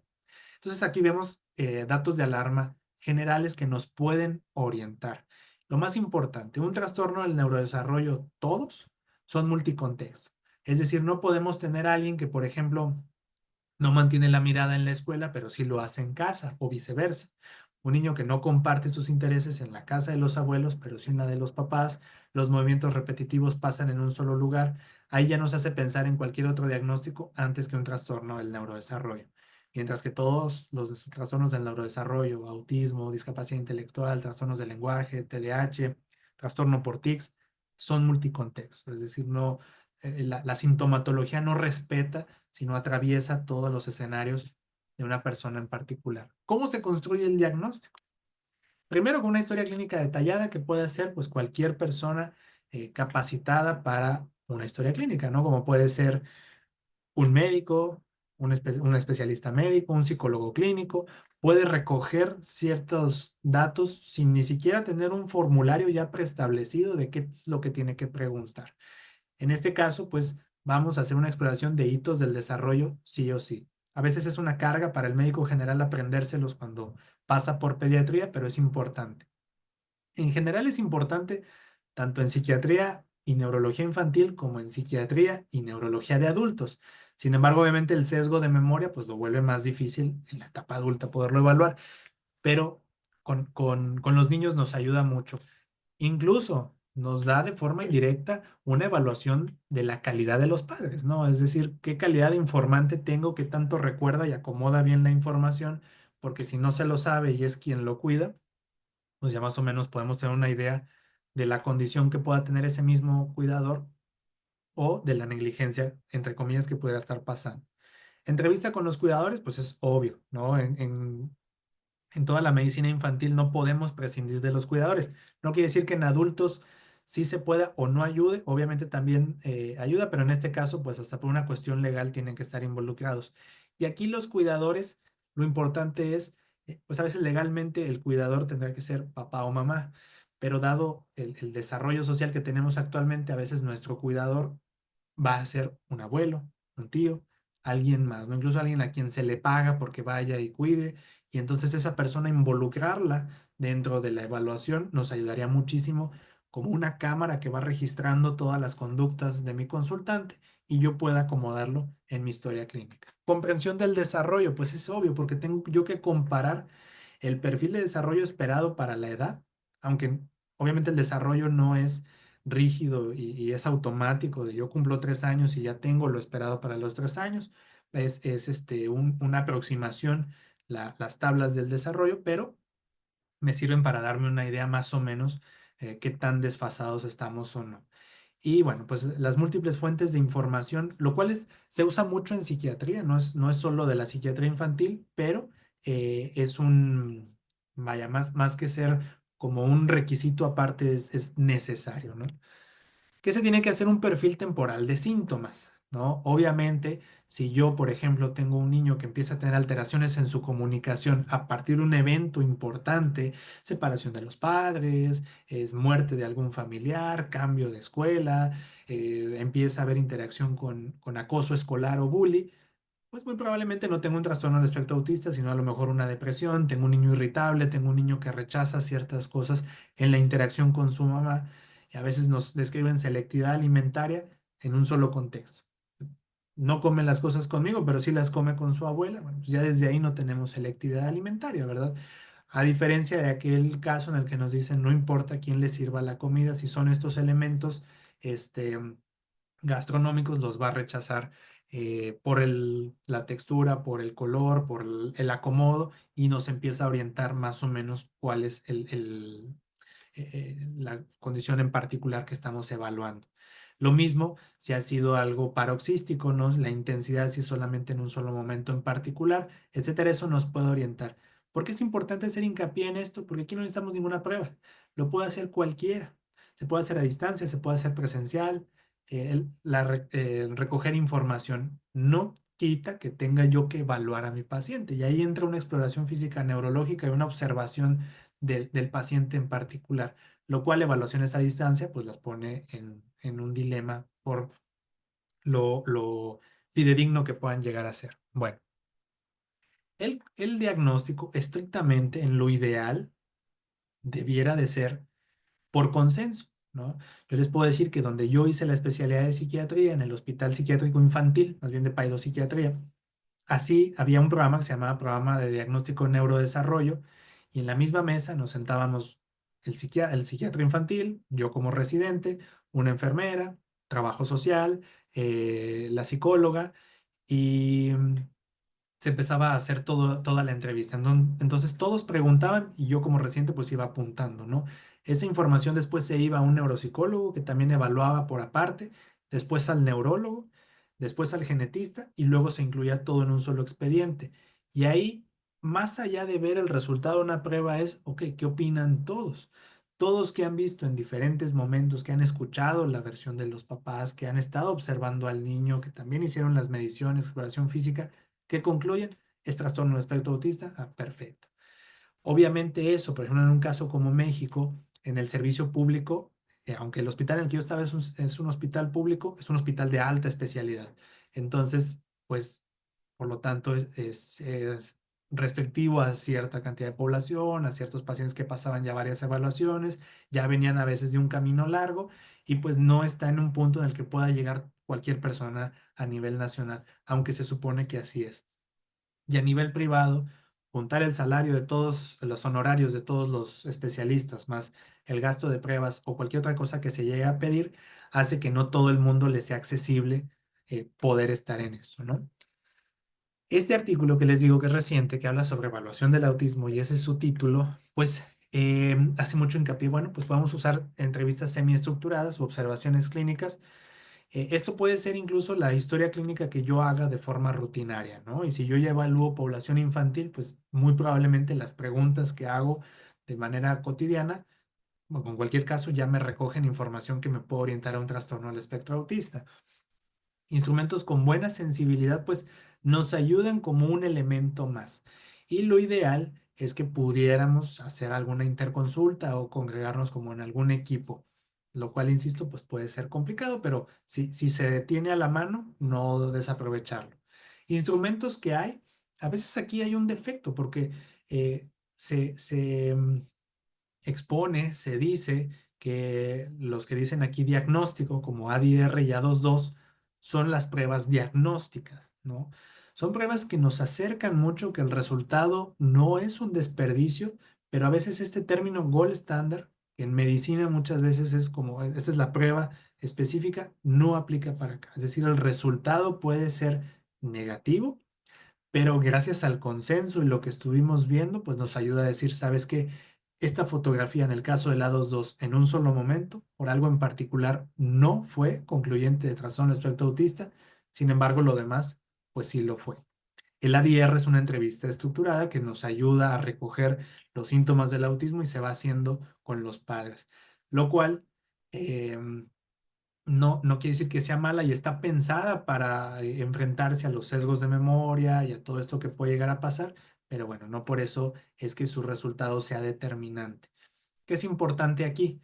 A veces la mera observación en un consultorio, mientras, como lo hacíamos en esa mesa que yo les decía, había ocasiones en que nosotros entrevistábamos a los padres y había dos profesionales solo viendo al niño en unos juguetes que estaban ahí en particular. Y solo esa mera observación te daba a entender cómo era su interacción con los padres y con el medio en particular, sin propiamente hacer una serie de pasos. Insisto, no le restamos importancia al A22 y quien tenga certificación y lo haga, pues está muy bien, pero no es algo que digamos, si no se tiene, no podemos llegar al diagnóstico. A veces un sistema de salud pública te pone ese requisito porque el Estado tiene que administrar una gran cantidad de recursos para una población muy determinada, ¿no? Bueno, más bien una poca cantidad de recursos para una población determinada, pues no puede meter a todos, ¿no? Entonces tiene que estar muy seguro y a veces más que un criterio clínico termina siendo un criterio administrativo. Esos que ven acá, que es común que los podamos descargar como el MChat, es un instrumento de tamizaje, es un cribado, nos da casos sospechosos y es importante tener en cuenta esa, ¿cómo decírselos? Esa información porque a veces hay quien asume los tamizajes como diagnósticos y pues ya desde ahí tenemos un diagnóstico sesgado.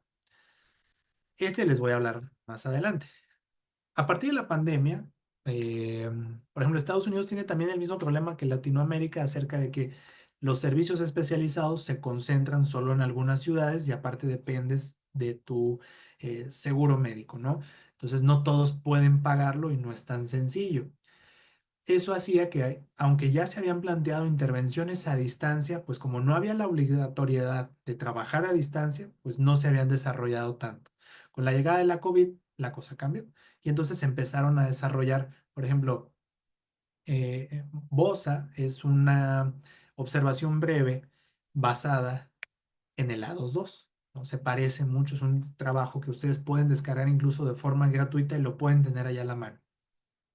Este también de la Universidad de Vanderbilt es también un trabajo que pueden descargar de forma gratuita y tiene si lo ponen así en Google, tiene un curso, un entrenamiento gratuito que yo lo puedo ir haciendo en videos y, insisto, no es un desperdicio aprenderlo. Es importante tomarlo en cuenta porque a veces sí, pues hay quien dice, bueno, no hay instrumentos o tamizajes, etcétera, dirigidos a intervenciones en línea. Si se quiere, pues sí hay información de aplicarlos. Lo ideal es que nosotros observáramos directamente a nuestro consultante, sí, pero por ejemplo acá en México a veces hay quien dice, no, no tengo forma, o sea, no puedo moverme a un centro, no es tan fácil, incluso por cuestiones hasta de violencia. Entonces, pues estoy aquí en mi ciudad y no hay otro profesional. Entonces, pues a veces hacemos el enlace con alguno e intentamos tener la recopilación observacional de algún profesional que sí esté cerca y sea cercano al neurodesarrollo, como un pediatra, más lo que nosotros podamos recoger a través de la entrevista. Escalas mexicanas nada más como promoción descarada, por así decirlo, de instrumentos que se han hecho acá en México con un departamento de investigación del Hospital Psiquiátrico Infantil. Se establecieron dos instrumentos, uno de apoyo diagnóstico que se llama CRIDI y otro de tamizaje, que pues aunque están en español y viene así como para niños mexicanos, pues a lo mejor puede ser que si lo revisan les pueda servir. Y aparte fueron publicados como instrumentos que demostraron que tenían valor predictivo para trastorno del espectro autista. Entonces los pueden encontrar en una página que se llama Proceda y ahí ustedes incluso pueden solicitar información para hacer entrenamiento y todo esto. Y bueno, pues esa es al final de cuenta, el instrumento de tamizaje fue publicado en una tesis, entonces, pues la tesis, la Universidad Nacional Autónoma de México la tiene en su versión pública y ustedes pueden acceder a ella y ver las preguntas que se hacen a través del tamizaje por medio del Véanme. Cómo se puntúa es heteroaplicado, es decir, lo va a ir contestando el familiar. Ahí tener cuidado porque a veces se confunden en los números, pero pues nos puede dar como una aproximación, insisto, como un tamizaje positivo. Aunque bueno, pues en español también existe el MChat y es un instrumento mucho más referenciado en literatura médica. Uso de estudios de imagen. Estrictamente no hay ningún estudio de imagen que nos sirva para el diagnóstico. Esto no quiere decir que no los podamos utilizar o que una resonancia sea un gasto desmedido o una tomografía porque no hay resonador, pues también sea un absurdo. No, pero depende de lo que yo encontré en mi consultante para yo decir, ok, creo que estas conductas se explican probablemente por algo más allá. Es decir, mientras que en el trastorno del espectro autista no voy a encontrar lesiones específicas a nivel cerebral que expliquen la conducta, pero en este caso en particular creo que tal vez sí las hay, ¿no? Por cómo evoluciona, por cómo se presenta, por cómo son las manifestaciones tanto dormido como despierto, entonces voy a pedir la resonancia o incluso voy a pedir un electroencefalograma porque creo que aquí la regresión en el lenguaje, las alteraciones en la comunicación se explican más por una encefalopatía epiléptica que por un trastorno del espectro autista. Entonces voy a pedir un electroencefalograma y ahí es cuando neurología decide qué tratamiento tiene que dejar, ¿no? Y bueno, es lo que les pongo acá. En conclusión práctica, pues estudios de imagen o electroencefalograma no diagnostican trastorno del espectro autista y se deben utilizar cuando se considere necesario porque hay alguna comorbilidad o un hallazgo atípico, ¿no? Al menos acá en México nos ha tocado que se ha popularizado la solicitud de metales pesados en suero como un, no sé, como un medio de diagnóstico, ¿no? Incluso con la aplicación de tratamiento para reducir estos supuestos metales. La realidad es que como lo veamos, la teoría no lo sustenta y en la mayoría de los casos, pues es un gasto innecesario donde muy bien ese gasto, cuando ya tenemos certeza bueno, pensamos que la impresión diagnóstica es trastorno del espectro autista, pues podríamos derivarlo a usarlo para un tratamiento no farmacológico de mejor calidad que para gastar en esto, ¿no? Entonces, en realidad, pues no tiene justificación solicitar este tipo de estudios. En conclusión, para la cuestión del diagnóstico, el diagnóstico de autismo no se encuentra en análisis de sangre, no se encuentra en una imagen cerebral, se construye a través de la historia clínica y la observación y la comprensión del desarrollo.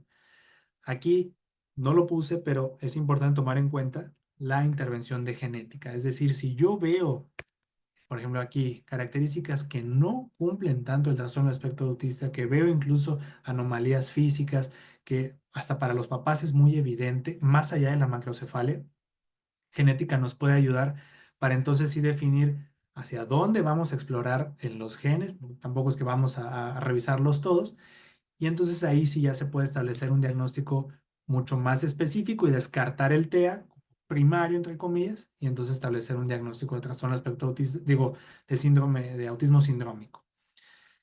¿Cuál es la teoría actual? Pues que muy probablemente el autismo que vemos hasta ahorita, tal vez hay genes que lo explican, pero no lo hemos podido determinar, ¿no? Entonces, pues están trabajando en ello y eventualmente a lo mejor seguiremos sacando subgrupos sintomáticos que se expliquen perfectamente por la influencia de algún gen.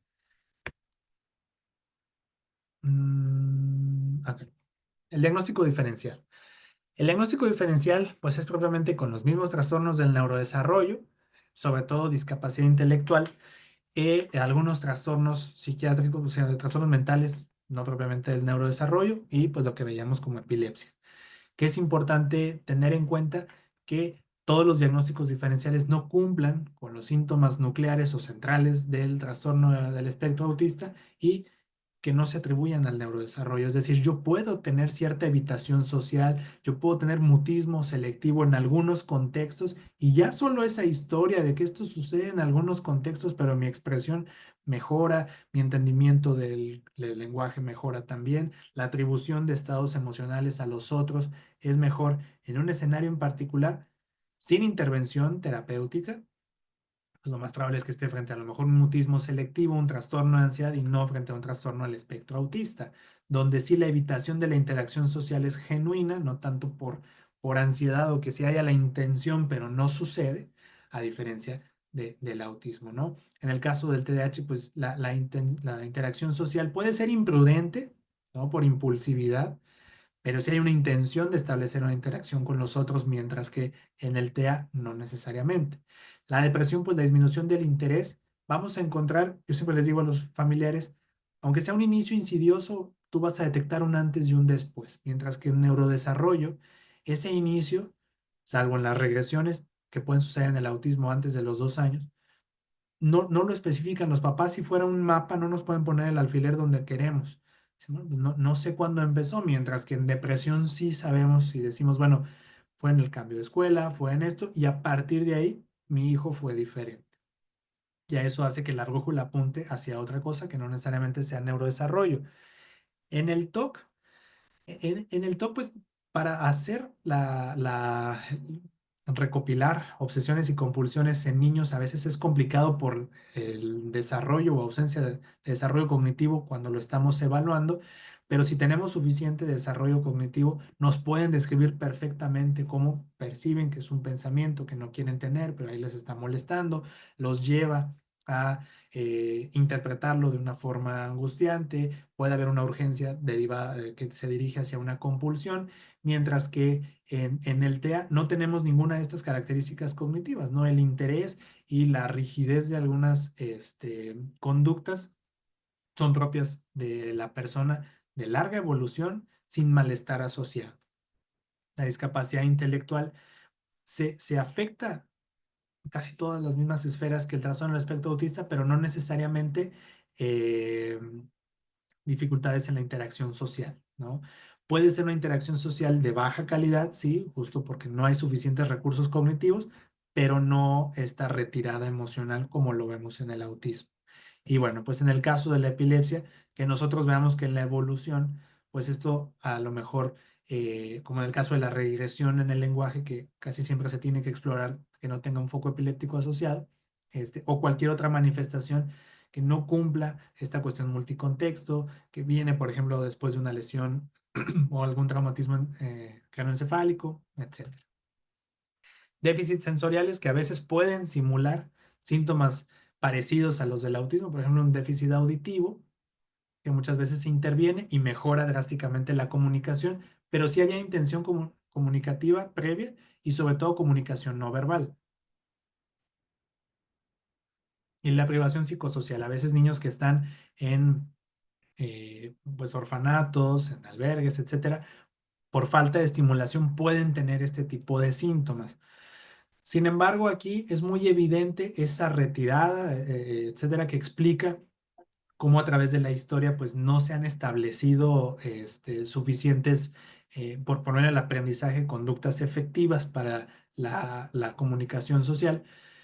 Sin embargo, vemos que incluso estos niños, a pesar de la falta de estimulación, puede ser que tengan el desarrollo de las conductas necesarias para la comunicación social o la interacción social, aunque, insisto, no es justo, no es multicontexto, ¿no? Entonces, gracias a los interrogatorios y a la evaluación que vamos recibiendo, pues ellos, los informantes, nos van orientando y vemos que esas conductas de TEA no se presentan en todos los escenarios del niño en particular. Tratamiento. Si esta plática fuera solamente de tratamiento farmacológico, aquí se hubiera terminado, ¿no? Porque esto es suficiente. No hay tratamiento farmacológico para el trastorno del espectro autista y hasta ahí se acabó. Ningún fármaco al día de hoy, ninguno. Ni los llamados oxigenadores cerebrales que se utilizan, por ejemplo, para cuestiones vasculares en neurología de adultos, ni los antipsicóticos, o bueno, inhibidores del transportador de dopamina, ni los inhibidores selectivos de recaptura de serotonina, ni los estimulantes, nada modifica los síntomas nucleares del trastorno del espectro autista, aunque se le vea como enfermedad o no, no hay tratamiento farmacológico. Y eso es lo primero que le tenemos que decir a alguien cuando establecemos el diagnóstico. Lo que estamos aquí diagnosticando, no hay medicamento. Eso, según la personalidad y la concepción previa que tenía la persona que recibe el diagnóstico, pues hay papás que a veces lo aplauden y dicen que bueno, que no tiene tratamiento porque quiere decir que uno, no es tan grave y dos, no tenemos que usar la malignidad de los medicamentos, ¿no? Que a veces están muy estigmatizados. Otros casos lo ven como, bueno, pues entonces está desahuciado, ¿no? Porque si no tienes nada que hacer, y aquí lo más importante es, no tiene tratamiento farmacológico porque su tratamiento principal es no farmacológico, ¿no? Es decir, hay intervenciones dirigidas a tratar los síntomas nucleares, como puede ser el modelo Denver o el análisis conductual aplicado, que tienen muy buenos resultados, lastimosamente pues requieren de personal capacitado, entrenado y supervisado, pues eso hace que a veces sea muy restrictivo el acceso o que dependemos de que a lo mejor ese personal pues adiestra a alguien más, aunque no sea en un adiestramiento formal y más o menos se va teniendo acceso a este tipo de intervenciones. Como también hay intervenciones educativas y sociales, como con el método que les pongo ahí o el método Teach, que ayudan mucho a mejorar los síntomas y de una forma, la verdad es que exponencial, sin uso de fármacos. Entonces, aquí que es importante que a veces, pues, desconocemos esto, ¿no? Se adelanta algún medicamento y a veces el recurso puede ser que sí esté. Por ejemplo, acá en México hay lugares a nivel público que sí tienen las intervenciones terapéuticas, obviamente con sobredemanda de atención, pero de que existen, existen. Terapias complementarias, pues puede ser terapia del lenguaje con un logoterapeuta, lo cual a veces eso descarta a muchos profesionales que dicen atender lenguaje, porque a veces, por ejemplo, acá en México, a veces es un maestro de primaria que ha enseñado el idioma español y cree que puede dar terapia de lenguaje, ¿no? Pero cuando se enfrenta a un trastorno del espectro autista, pues se da cuenta que su intervención propiamente el lenguaje no lo trata, no aumenta el vocabulario, ayuda ahí a algunas cuestiones sintácticas, pero no necesariamente un problema de lenguaje propiamente. Terapia ocupacional puede ayudar sobre todo en cuestiones sensoriales, apoyo familiar y psicoeducación, pues definitivamente, y esto pues incluso es lo más fácil de implementar, ¿no? Clases, pláticas, etcétera, para que la gente lo tenga pues pensado y lo pueda incluso llevar a tiempo a alguien en quien lo sospeche. Ahora, entonces no hay tratamiento farmacológico para el autismo, no, pero sí para sus comorbilidades. Hay una publicación muy reciente que recoge cuáles son los medicamentos que más se utilizan y que han demostrado cierta evidencia. Por ejemplo, es común, y esto no solo en esta publicación, desde antes, que cuando tenemos síntomas como autolesiones, agresividad hacia los demás, irritabilidad, el tratamiento principal sea con antipsicóticos de segunda o tercera generación, ¿no? Como risperidona o aripiprazol. Em, a veces están estigmatizados por los síntomas motores que pueden llegar a provocar como efecto secundario, pero la verdad es que son muy efectivos. Normalmente no están a una dosis antipsicótica, por así decirlo. Incluso la risperidona, que su dosis antipsicótica es a partir de 2 miligramos. Bueno, también eso depende según la parte del mundo en que nos encontremos por la tolerancia que puede haber, pero la risperidona a veces se usa a una dosis más baja y funciona para frenar las conductas. ¿Qué es importante de esto? Lo que yo le tengo que informar al familiar es que si entra el fármaco, es porque la intervención conductual se va a iniciar, pero las conductas ponen en riesgo la integridad física de la persona en cuestión y que entonces tenemos que medicar para mantener todo bajo control, entre comillas. Actúa la terapia y el medicamento se va. Yo siempre les digo, es como si le pegaras a un contador y va en reversa. O sea, tenemos este tiempo para que se pongan a trabajar en la terapia, que es la que va a resolver justamente que se condicionen conductas o una modificación de conducta efectiva. La risperidona no llega para quedarse, ni la aripiprazol tampoco, salvo algunas cuestiones, ¿no? Ejemplo, acá en México, pues a veces la terapia tiene lista de espera y entonces lo que iba a ser un plan de 3 meses, pues termina siendo de más tiempo porque no hay ninguna mejor intervención que ofrecerle a alguien en particular y no lo podemos dejar que se esté haciendo daño. El TDAH se atiende en autismo, por supuesto. Si hay comorbilidad, dos medicamentos que hay en casi toda la literatura a nivel mundial, como metilfenidato o sales de anfetamina, si hay disponibles, y atomoxetina, se tienen que utilizar. Clonidina se puede reservar también para aquellos casos que además presentan tics, pues puede servir para cubrir todos los cuestiones sindromáticas que estamos viendo en algún paciente en particular. Ansiedad, si tenemos disponible Buspirona, aquí en Estados Unidos y en Europa es común que lo encontremos como tratamiento seguro para el tratamiento de los trastornos de ansiedad. Mirtazapina, este artículo hace hincapié en que la mirtazapina tiene que ir primero que inhibidores selectivos de la recaptura de serotonina por, ahorita lo vamos a ver en la siguiente diapositiva, síntomas por efectos secundarios. Y para depresión, incluso hace también el mismo hincapié en que consideremos todos antes que los inhibidores selectivos de la recaptura de serotonina, porque señala que personas con trastorno del espectro autista es común que presenten síntomas por efectos secundarios con fluoxetina, sertralina, citalopram, escitalopram. Paroxetina, pues no se diga que es muy incómoda para la mayoría de las personas, tengan o no tengan autismo. Es por eso que señala, bueno, considera duloxetina, considera mirtazapina, bupropión y vortioxetina. No quiere decir que no se puedan utilizar, porque a veces, por ejemplo, al menos en México, muchos de estos fármacos en el sector público es difícil conseguirlos. Mientras que los inhibidores selectivos de la recaptura de serotonina, pues están ahí en el llamado cuadro básico. Entonces, pondremos en un predicamento al médico porque pues ya no tendrá nada más que hacer y a lo mejor si mi consultante tiene una cuestión importante de algún trastorno comórbido, pues conviene atender. El pronóstico y la calidad de vida en este momento de la época del ser humano, pues mejoró comparado con las etapas previas. ¿Por qué? Porque pues ya tenemos más conciencia del diagnóstico, cada vez hay más personal de salud capacitándose para esto, hay recursos tecnológicos que muy probablemente van a influir en tener un diagnóstico más preciso como la inteligencia artificial. Y bueno, aquí lo importante es no importa el grado de autismo, se tiene que intervenir, ¿no? O sea, no, a veces así se maneja como un estigma de, pues es un grado 3, requiere mucho apoyo, pues déjenlo así, ¿no? No va a cambiar, ¿no? Sí se puede hacer algo por los consultantes con todas estas terapias, obviamente entre más temprano se intervenga, mejor va a ser. Es común que el médico terminamos quedando como elemento aparte en el equipo, porque ya vieron, pues la intervención ideal es no farmacológica. Y obviamente eso permite que si nosotros hacemos una intervención adecuada, va a haber una buena adaptación a su contexto y a su entorno y por lo tanto un mejor resultado en su calidad de vida, ¿no? Entonces, pues con esto es el cierre. Espero que haya sido de provecho la plática. Pues nada, quedo aquí pendiente por si tiene alguien algún comentario o pregunta, ¿no? Yo aquí les pongo mis datos de contacto, sobre todo en redes sociales, donde más estoy es en Twitter o en X. Y bueno, yo me encuentro al norte de México, en Monterrey, Nuevo León. Pues muchas gracias por la invitación. Excelente. Muchísimas gracias, doctor Héctor. Creo que todos nos hemos dado un bidón, nos hemos llenado de la información precisa que creo que teníamos que, dentro de la sociedad de toxicología y por supuesto la red de toxicología de Latinoamérica, conocer con respecto al autismo, por todos estos mitos que justamente usted nos ha comentado. Porque hay personas, hay redes, como lo hemos visto, la diferencia, no es que soy un influencer que dice que se puede desintoxicar. Yo le voy a hacer unas preguntas difíciles, doctor Héctor, si usted me permite. ¿Sí? Adelante, por favor.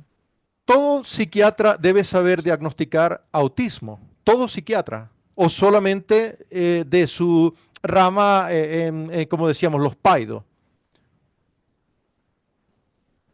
Miren, voy a hacer alusión a una anécdota para que quede claro Muy el bien, diagnóstico, ¿no? En el programa de psiquiatría, al menos en México, el segundo año de psiquiatría, se revisa todo lo relacionado con población infantil. Entonces tenemos que ver neurodesarrollo y ahí vimos autismo, entre otros trastornos del neurodesarrollo, ¿no? Revisamos su epidemiología, tratamiento, etcétera, y nos enseñan esta cuestión de diagnosticar y nos mandan a rotaciones, ¿no? Donde estamos expuestos frente a pacientes con este tipo de diagnósticos y que se supone nos adiestra.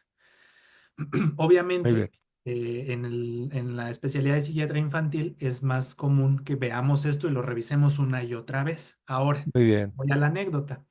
Alguna vez mientras estaba platicando con médicos abogados, preguntaban quién debe operar la columna, ¿no? Acá en México, en la operación, el cirujano de columna puede ser un neurocirujano con adiestramiento para cirugía de columna y un traumatólogo. Y en esa plática Correcto. había los dos, el traumatólogo y el cirujano de columna, y los dos respondieron lo mismo, el que sepa. ¿Por qué el que sepa? Porque incluso yo pude haber llevado el adiestramiento, pude haber cumplido con esto. Digo, pues es que a mí me enseñaron, tuve clases, pero nunca vi un paciente, ¿no? Porque el hospital en el que estoy, nunca llegaban pacientes así. Yo les puedo decir, yo que estuve durante la pandemia, la indicación del gobierno fue, el hospital no cierra. Ese hospital va a absorber todos los servicios de psiquiatría que sigan vigentes. Entonces nosotros seguimos recibiendo pacientes con la ventaja de Muy no ser bien, hospital COVID. Entonces seguimos viendo esto, pero muy probablemente si hubiéramos cerrado, pues esa hubiera sido la calidad con la que yo hubiera visto pacientes con este diagnóstico. Entonces, ¿por qué lo hago? ¿O por qué lo digo así? Me ha tocado alguna, y sobre todo acá en México, lugares donde quien lo hace y lo hace muy bien es un pediatra en compañía de un psicólogo, ¿no? Porque muy se bien. estuvieron adiestrando, estuvieron tomando cursos, etcétera.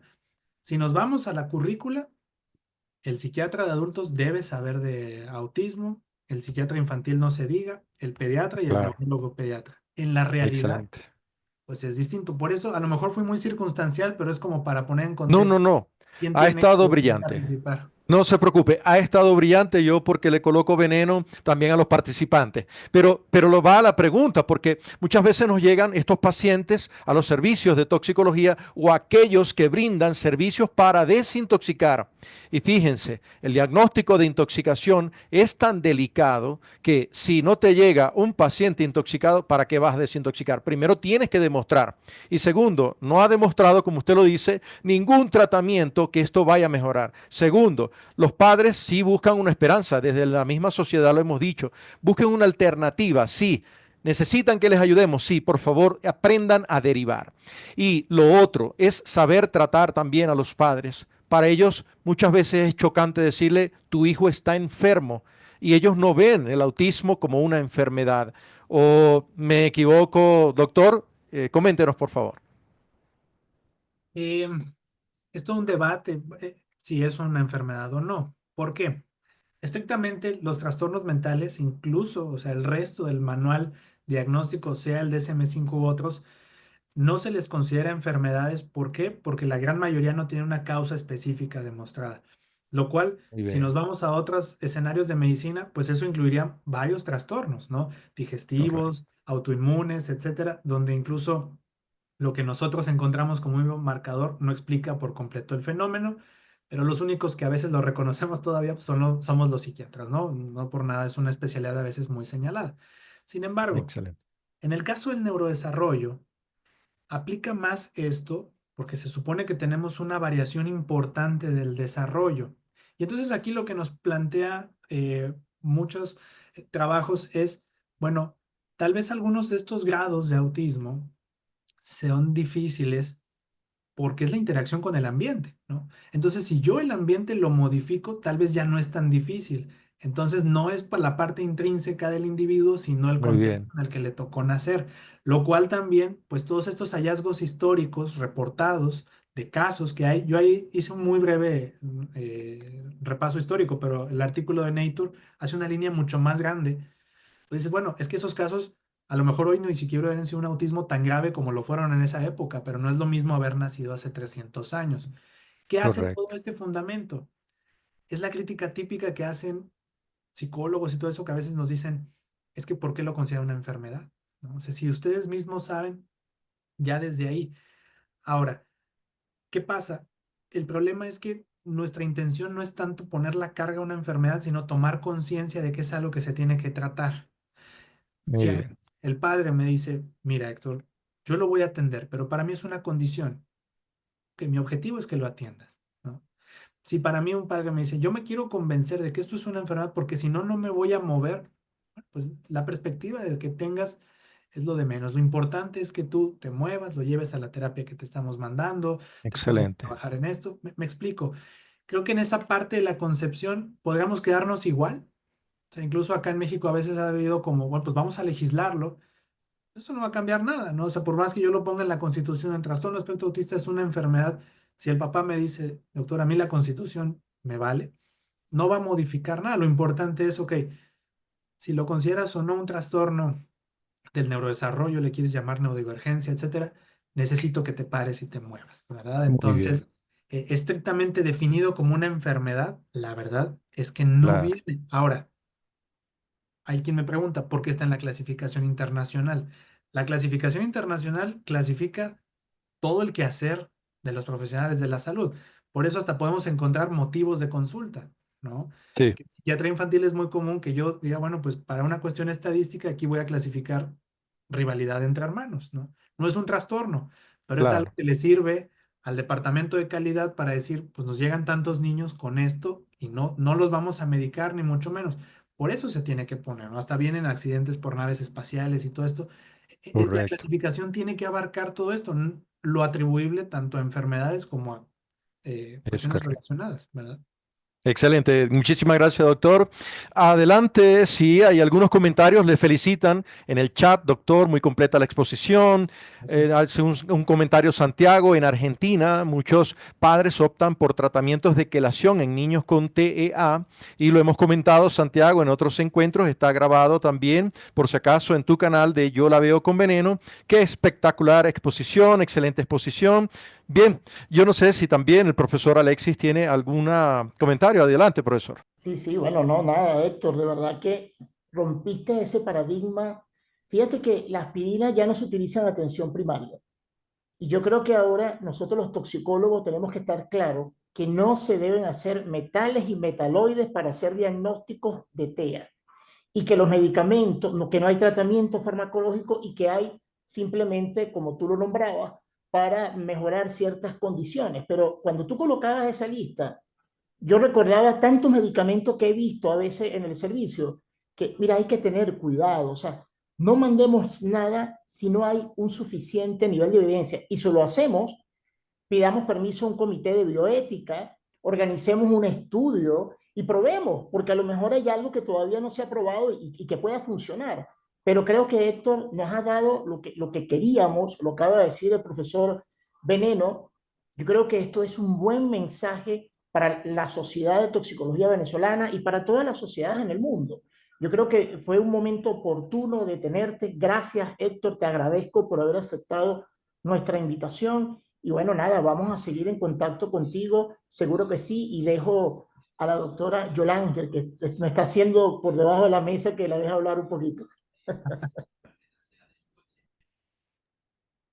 Brillante, una exposición magistral, profesor. Realmente lo felicitamos y yo creo que no estuvo, sino bien acertado ese título, ¿no? Lo que no quieres oír del autismo. No solamente es romper paradigmas, sino lo que nosotros como toxicólogos no queremos escuchar del autismo.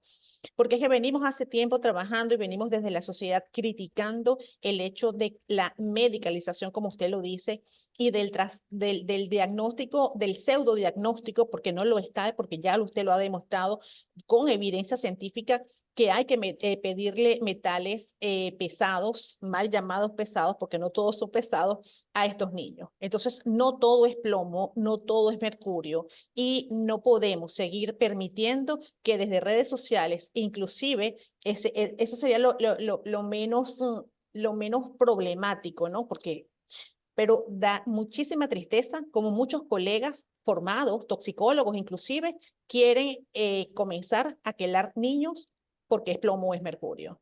Y eso no es así y tenemos que seguir peleando porque es una pelea, es una lucha para que esto no suceda. No se pueden medicalizar a estos niños porque la quelación no es un juego. Muchísimas gracias, profe. Por allá había una pregunta, doctor Veneno.